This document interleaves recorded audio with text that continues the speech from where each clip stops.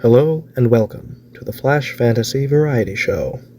I'm today's host, and I'd like to thank you for watching our debut episode. We hope you enjoy. Beasts and Beggars. In a small hut, half a day's walk from the city, sits a man and his son. They've little more than a small work table, 2 mounds of straw on which to sleep, and a wide stump on which they eat in the evenings. The man, 40 years of age, with an aching back, prepares for the long walk to the city so that he can sell his wares, wrapped in a sack carried over his shoulder. He kisses his son goodbye and walks. Walking between hot sun and stone-speckled ground, calloused feet trod a familiar path. A fellow merchant, resting next to the path, notices the man. "Oi, Cavendish, how are ya?" "Same as every other week." The hours go on, and he continues to walk, finding more merchants and beggars as he goes. As the towering walls of the city come into view, clouds begin to obscure the sky. He stands next to the city entrance and comes to rest upon a large rock. As people walk by, he assumes his usual posture with outstretched arms and a puffed-out chest and proclaims, "Belts, tanned hides, 1 clay bowl." He repeats this for a little over an hour, before moist droplets fall and thunder rolls in the distance. Anxiety turns his stomach as rain falls hard. He scrambles to protect his belongings from the downpour. He sees the glow of lanterns in the distance moving quickly in his direction, accompanied by the sound of wet ground being repeatedly pounded with great force. It's slowing down as it draws near to the city wall. This is his last chance today.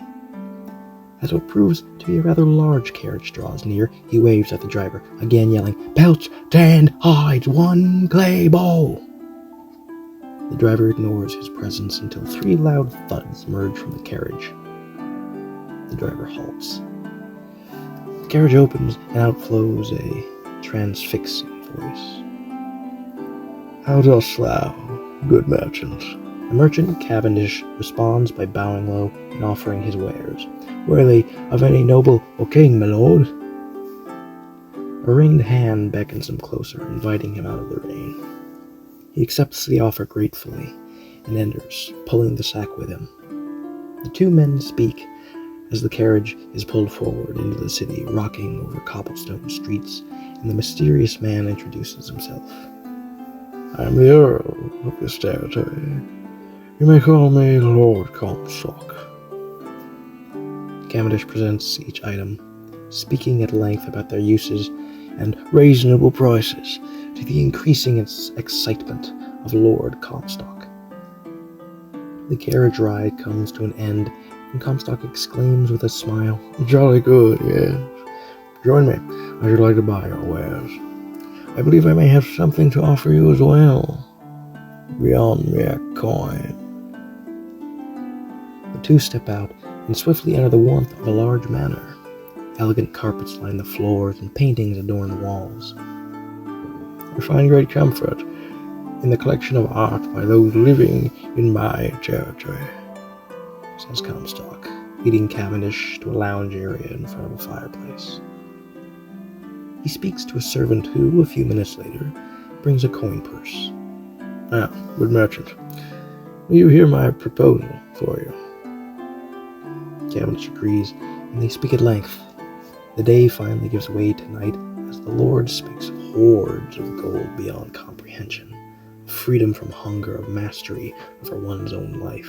He enthralls the merchant who speak of gems he may gift to his son, and of feasts he may enjoy if only he will commit one single act. Agreement as the Lord's wide smile grows wider, revealing row after row of teeth. Thin wisps of smoke escape his mouth as he speaks again. "Glorious calls for celebration."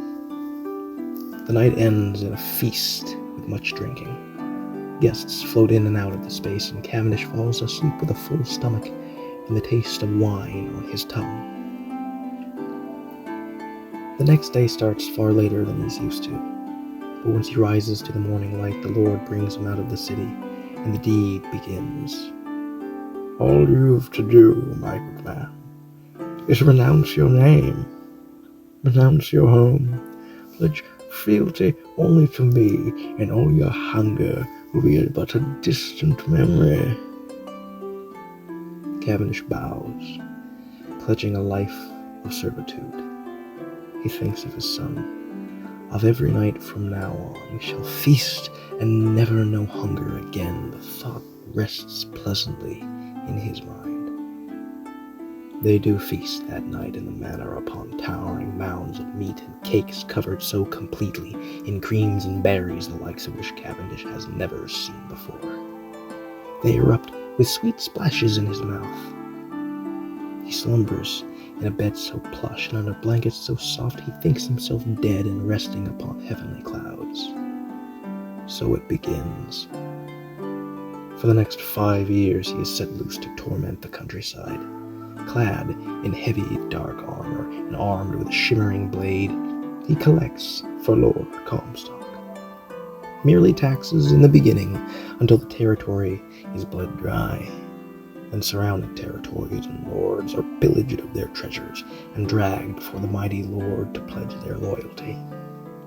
The hoard of treasures grows, spilling into the manor itself.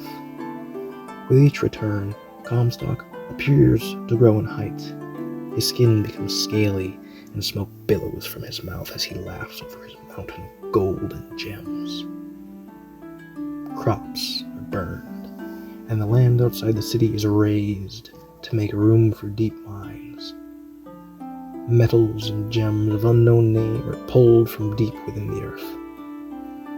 Cavendish, claw of the lizard king, shield of the bastard lord, fiend in the earl's shadow.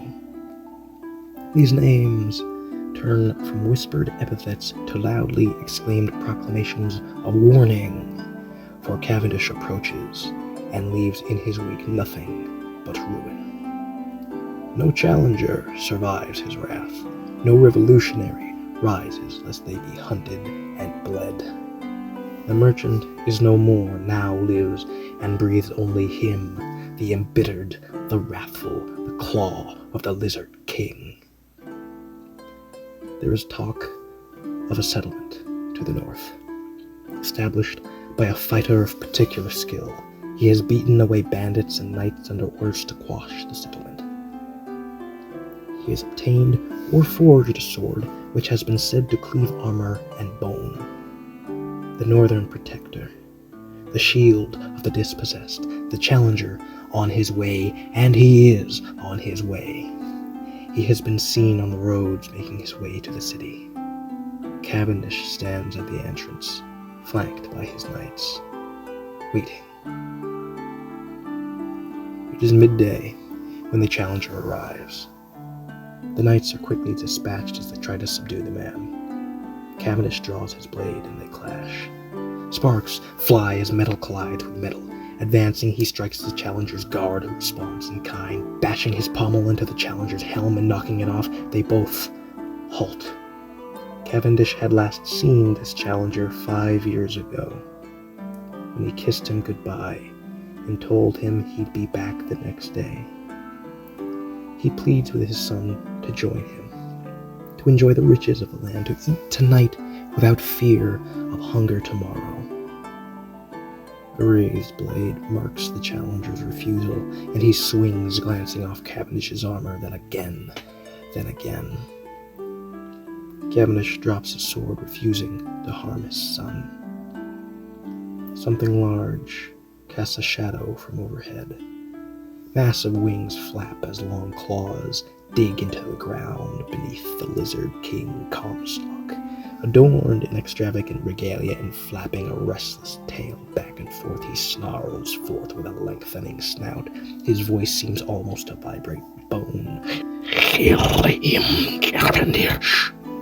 Swords are raised to point at the Dragon Lord. He snarls back at them with piercing yellow eyes and jaws drooling a thick black liquid. Betrayal! Traitorous parasite! He leaps forward with claws outstretched, grabbing Cavendish and pinning him to the ground. The sun leaps to the side and slashes at the beast's ribs. The blade cuts through but snags on thick skin. He can't manage to draw blood before the tail whips round and lands hard against his chest, cracking his armor. Cavendish pulls his blade and stabs it through the dragon's wrist. Screaming and reeling back, the beast releases a torrent of black smoke into the sky. The sun is blotted out and the landscape darkens.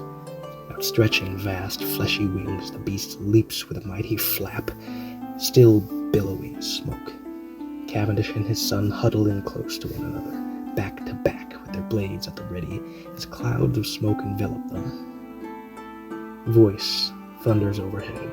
"You live by my consent only, Cavendish, as did your son." Blinded by the choking cloud, the father and son swing their blades, hoping to catch the beastly bastard. A blade glances a claw, then cracks a tooth as jaws snap at the son's head, narrowly missing. With lungs burning and hearing his son struggle to breathe, Cavendish pulls him to the ground and says, "Stay down here. Get what good air you can." As he stands back up, jaws wrap around his midsection and teeth threaten to crack his armor. He raises his sword high and plunges it into the face of the beast, hoping against hope to pierce something soft and squishy. As the jaws release and another scream lets out, he smiles to himself, knowing he has taken at least some sight from the creature. "My eye! My eye!" can be heard repeated as the dragon flies overhead, screaming in pain. After a few moments, Cavendish hears the sword land somewhere nearby and proceeds to search for it. Again, though, he is grabbed with strong jaws, and this time the teeth pierce through his armor, digging into vital organs. The dragon shakes his head violently, whipping Cavendish back and forth before throwing him to land on his head against a large rock. Dazed, he can't feel his arms or legs as the dragon approaches, hatred in the monster's voice. "You are done, Cavendish. No one will remember you, not even I, when I shit out your son's bones." A tremendous heat approaches Cavendish's broken body, accompanied by the glow of a fire deep within the lizard beast's gullet. Somewhere further off, a voice yells, "No!" and the dragon screams in pain again, turning to reveal it is missing half of its tail. The bright light of flame ignites, joined by harsh crackling hisses. The flame ceases and the landscape goes briefly silent, before the sound of gnawing, tearing, and finally swallowing give Cavendish assurance of his greatest fear. The beast turns and utters one final torment. "You will finally join your boy, Cavendish." Flames so hot they must have risen straight from hell engulf Cavendish, cooking him within melting armor. His last thoughts are of pain, tremendous, all-consuming pain. After ceasing the flames and consuming this victim, the dragon smiles. "Arise not against me, vermin!" With a mighty leap and a flap of the wings, he erupts into the sky and flies north. Fire rains upon all who refuse his mines. A burning death awaits any who deny the bastard lord his desired treasures. Thank you for tuning in to today's episode. We hope to welcome you again sometime soon.